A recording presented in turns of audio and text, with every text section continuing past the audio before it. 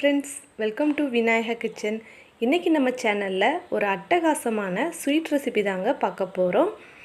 இந்த ஸ்வீட் வீட்டில் உள்ள எல்லாத்துக்குமே ரொம்ப பிடிக்கும். இதை எப்படி செய்யலான்னு பார்க்கலாம்.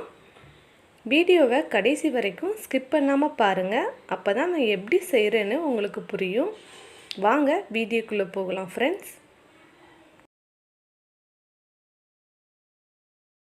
அதுக்கு முன்னாடி நம்ம சேனலை நீங்கள் ஃபஸ்ட் டைம் பார்க்குறீங்கன்னா மறக்காமல் சப்ஸ்கிரைப் பண்ணிக்கோங்க. பக்கத்தில் உள்ள பெல் பட்டனில் ஆளுங்கிற ஆப்ஷனை செலக்ட் பண்ணிக்கோங்க. ரவா லட்டு செய்கிறதுக்கு தேவையான பொருட்கள் என்னெல்லான்னு பார்க்கலாம். 1 கப்பு ரவை எடுத்திருக்கேன், 3/4 கப்பு சுகர், ஒரு 1/4 கப்பு நெய் எடுத்திருக்கேன், ஒரு 15 திராட்சை எடுத்திருக்கேன், ஒரு 10 முந்திரி பருப்பு 1-2 பிச்சு வச்சுருக்கேன்.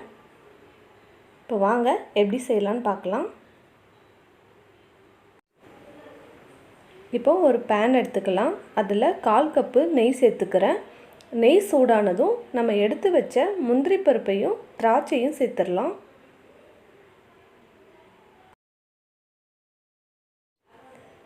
முந்திரி பருப்பு நல்ல கலர் மாறி வரணும். திராட்சை இந்த மாதிரி நல்லா உப்பி வரணுங்க. இப்போ இது நல்லா வறுபட்டுருச்சு. நான் இதை ஒரு பிளேட்டுக்கு மாற்றிக்கிறேன்.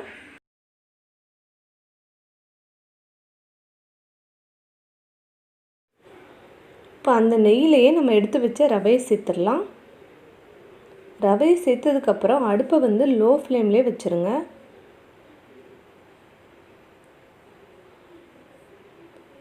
ரவா லட்டு செய்கிறதுக்கு ரவையை வறுக்கிற பக்குவம் தாங்க ரொம்ப ரொம்ப முக்கியம். இந்த மாதிரி நல்லா கைவிடாமல் நல்லா கிண்டி விட்டுட்டே இருங்க. ரவை நல்லா வறுபடணும். அதே நேரத்தில் ரவையோட கலரும் மாறக்கூடாது.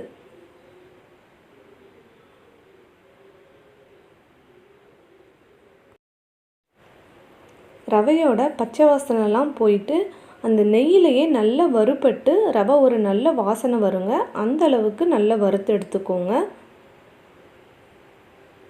அது வரைக்கும் அடுப்பு லோ ஃப்ளேமில் தாங்க இருக்கணும். பாருங்கள், ரவை நல்லா வறுபட்டுருச்சு. இப்போ இதில் சுகர் சேர்த்துடலாம்.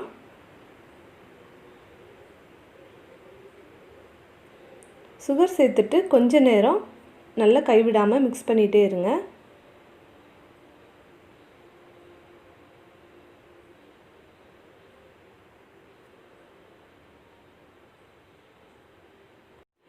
இப்போ இதில் நம்ம வறுத்து வச்ச முந்திரியையும் திராட்சையும் சேர்த்துடலாம். சேர்த்துட்டு நல்லா ஒரு டைம் மிக்ஸ் பண்ணிக்கலாம்.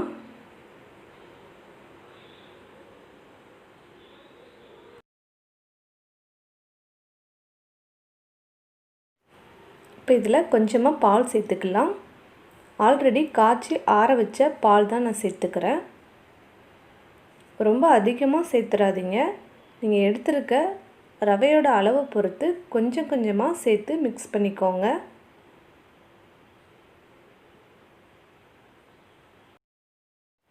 பால் சேர்க்கும்போது ரவை லைட்டாக ஈரப்பதமாக இருக்கும். லட்டு ஊட்டுறதுக்கு ரொம்பவே ஈஸியாக இருக்கும். இப்போ இதை நல்லா மிக்ஸ் பண்ணிக்கலாம். இப்போ இது கரெக்டான பதத்துக்கு வந்துருச்சு. நம்ம அடுப்பை ஆஃப் பண்ணிடலாம். இப்போ இது லைட்டாக ஆறி வரட்டும். ரொம்பவும் ஆற விட்டுறாதீங்க. இப்போது லட்டு பிடிக்க ஆரம்பிச்சிடலாம்.